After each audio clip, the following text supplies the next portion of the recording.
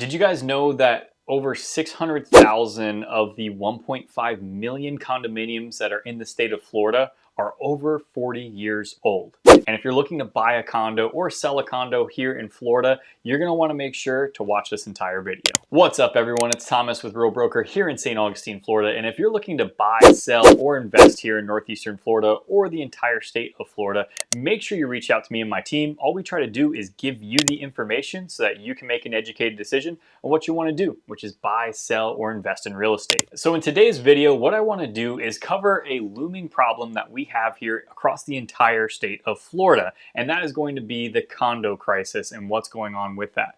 Many of you probably know what happened in Surfside in 2021 with the condo collapse in South Florida, and we're going to cover where we started and where we're going to go in these next couple of years. And I think that's really going to be important if you are looking to sell a condo or buy a condo and possibly move here to Florida. So in this video, what I want to do is give you a little bit of context. How did we get here? I also want to cover the regulations and what buildings are going to be affected by these new rules that came out in 2022.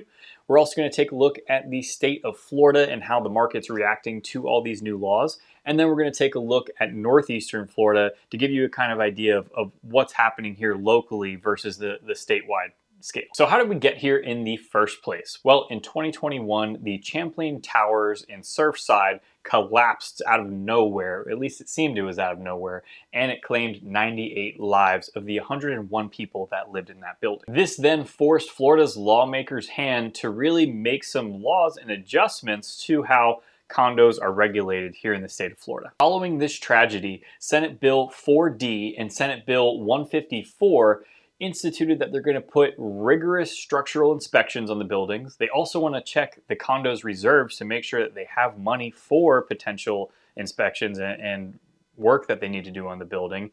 And they're going to take a look at what might possibly need to be retrofitted in order to bring it up to current standards. And I think this was a necessary reaction from Florida state lawmakers because we can't just have buildings collapsing out of nowhere and people dying. So I think this was definitely needed to happen. But I think in the future, how they're going to go about these laws and what they're requiring is going to change. But we'll get into that in just a little bit. So like I said earlier in the video, over 600,000 of the 1.5 million condominiums in the state of Florida are over 40 years old. So do they fit into the box of requirements that is going to lead to a structural inspection, that's going to lead to retrofit activities and studying their reserve funds? Yes, but not all of them. So what I'm going to do is read you some of the specific criteria that these condominiums have to fall into to fall under these new laws. Florida now requires every condo building meeting specific criteria to undergo what is called a milestone inspection. They need to have structural inspections. All buildings 3 stories or higher must be inspected by a structural engineer.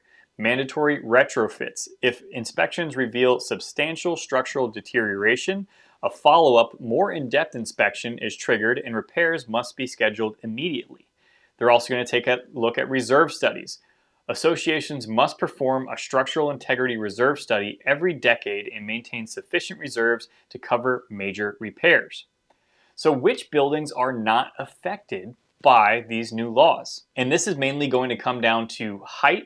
It's going to come down to age, and it's also going to come down to location within the state of Florida. So for height, the law applies to buildings that are 3 stories or higher. For location, your proximity to water. For structures within 3 miles of the coast, inspections begin at 25 years of age, while those further inland start at 30 years of age.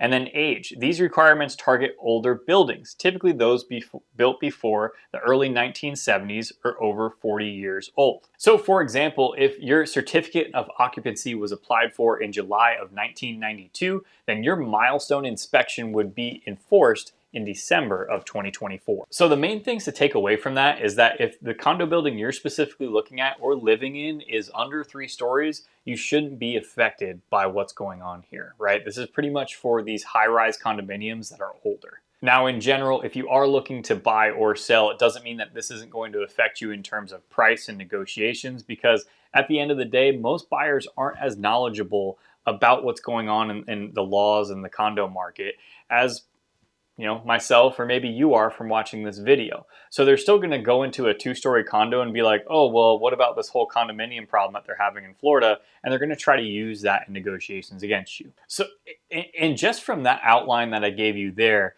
knowing that 600,000 condos within the state of Florida are over 40 years old, you could see that this could become a huge problem and enter a crisis for the state of Florida when it comes down to condominium ownership. Now, there are several things that Florida lawmakers are trying to do to ease this transition a little bit, so it doesn't seem as painful or is as painful to many of the condo owners and condo buyers in the state. The new laws that I spoke of earlier, those started in May of 2022, essentially a year after the Surfside collapse, and they required all of the condominiums in the state of Florida that fit that specific criteria to have a deadline for their inspections of December 31st of 2024. And most of the condominiums complied with that. But as we know, many of these HOAs are run by just regular average Joes. They don't know what's going on in the world. They're just trying to live their life and make sure their condo stays standing and that their minor inconveniences that they get complaints about are taken care of.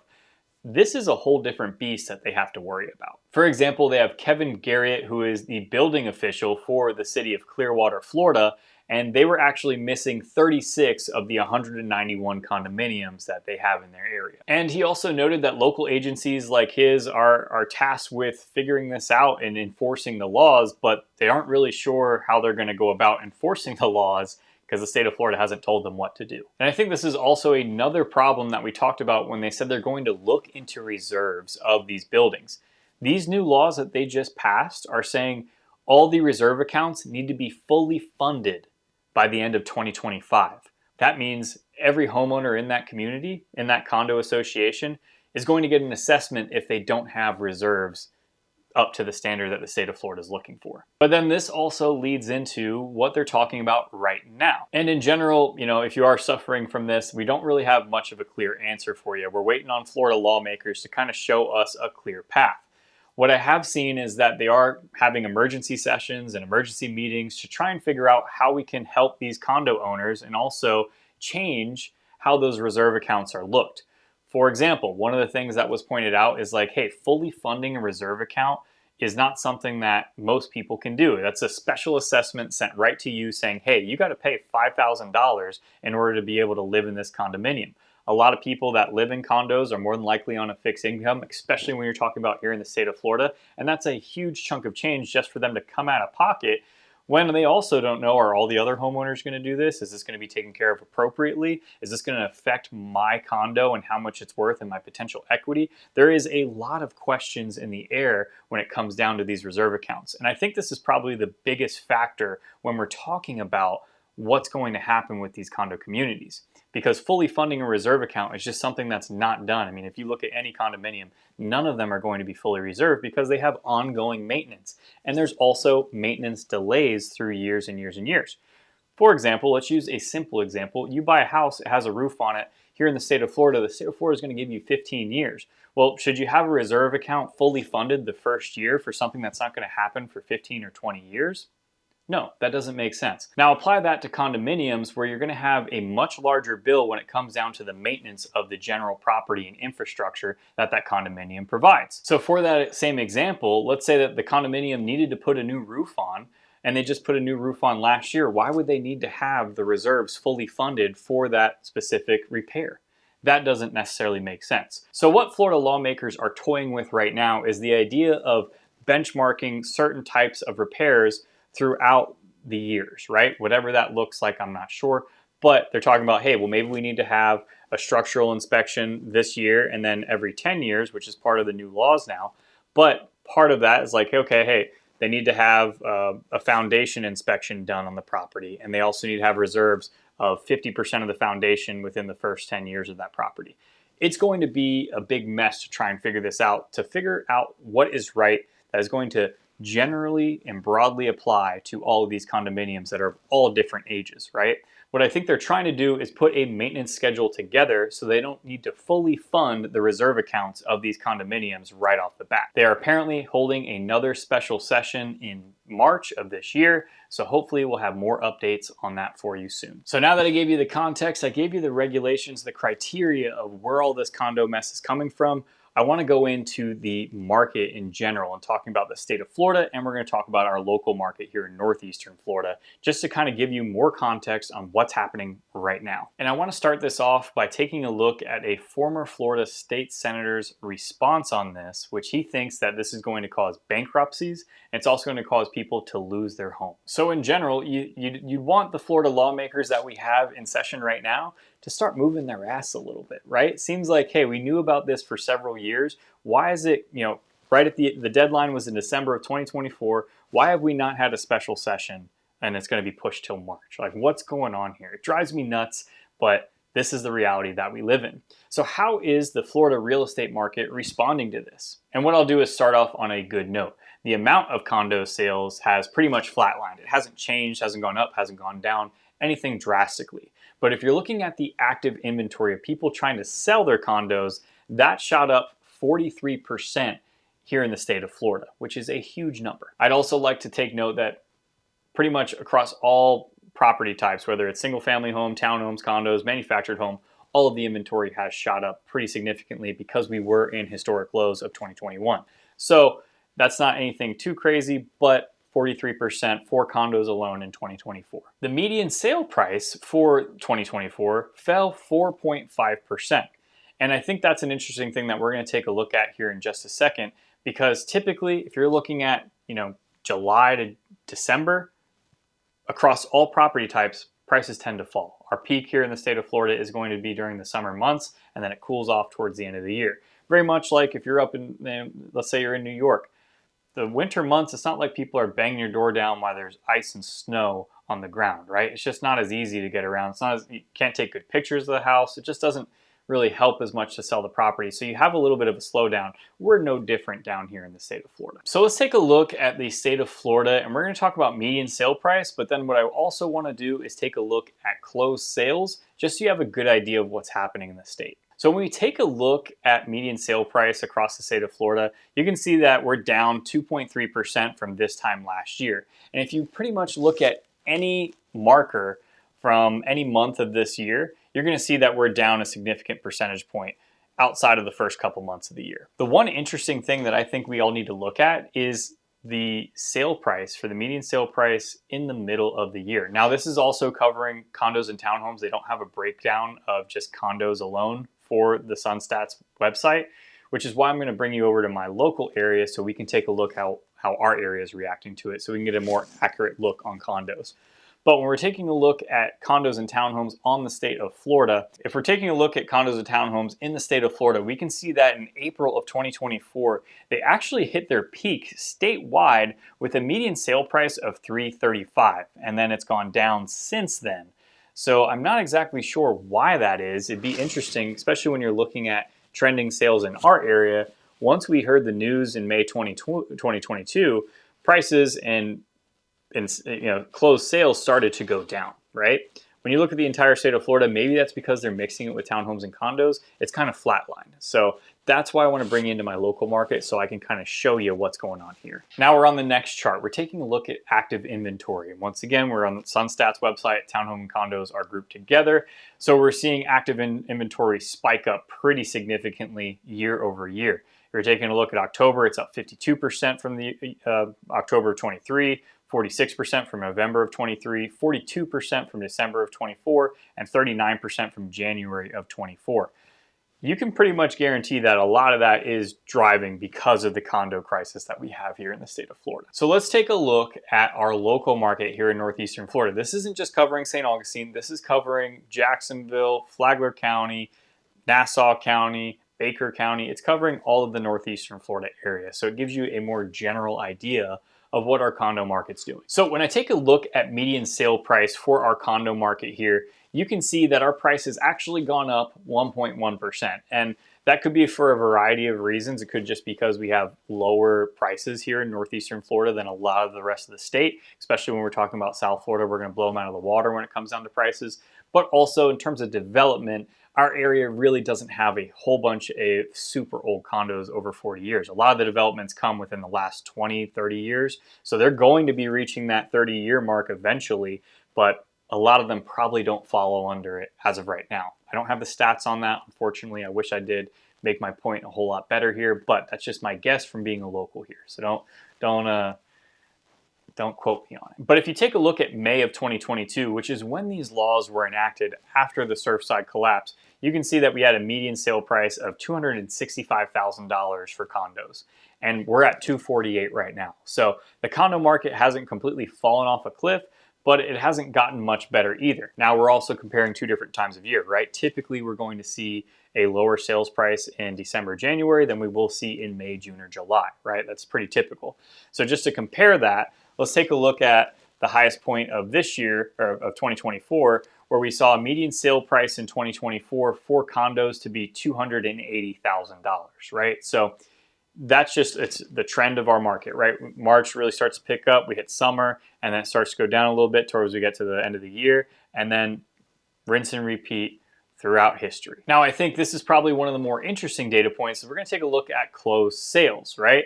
Closed sales has completely fallen off a cliff since 2022. And you can see that visually from the graph here. So in January of 25, we had 99 closed sales in the month. That's down 11.6% from January of 24. If you're taking a look at May of 22, you can clearly see that closed sales have gone down, and I think it's directly correlated to what's happening in our condo market. So when you take a look at May, you can see that we had 271 condo sales for the month of May for our entire northeastern Florida area, and then it falls right off a cliff. It goes directly down. So that's when those laws were enacted. It probably provided a little bit of a shock value to the market and made people stick away from condos, especially in our area, it seems. And then if you look at the peak of closed sales throughout the next years in 23 and 24, you can also see that it is on a downward trend, right? It's not looking good for condo owners in the northeastern Florida area. In May of 23, we had 280 sales. In April of 24, we had 225, and in May we had 175. And then we're here in January with 99 closed sales for the month of January. So this is telling me a whole bunch of information. So we saw that pricing is pretty much staying the same. So that means that there is a buyer, especially in our area, for condos at the right price. You know, our median sale price is more than likely much cheaper than many of the areas you might be considering. But you can see that our condo market in terms of prices has held pretty strong.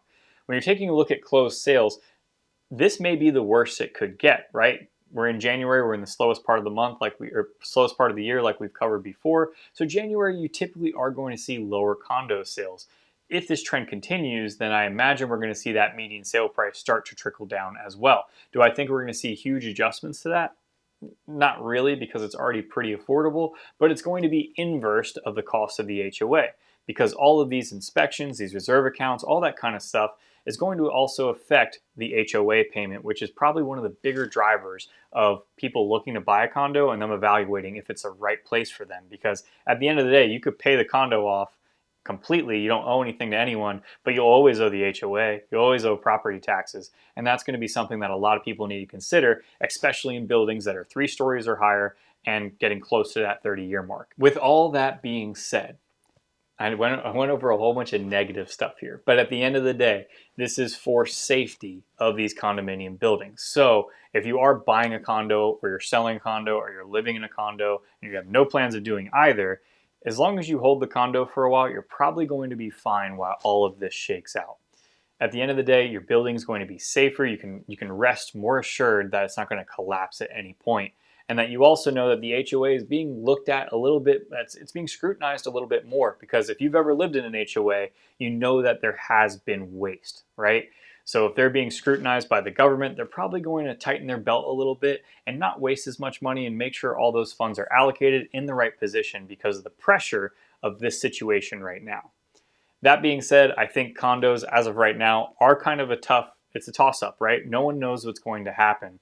But you can almost bet that with 1.5 million condominiums here in the state of Florida, and that being a preferred way of living for tons of people, the state of Florida needs to find a solution for this. So if you are looking to buy, sell, or invest here in northeastern Florida or the entire state of Florida, I have plenty of referral partners in the state of Florida that can help you out. Make sure you reach out to me and my team. All we try to do is give you the information like we did in this video so that you can make an educated decision on what you want to do, which is buy, sell, or invest here in Florida. Until next time, guys, have a good one.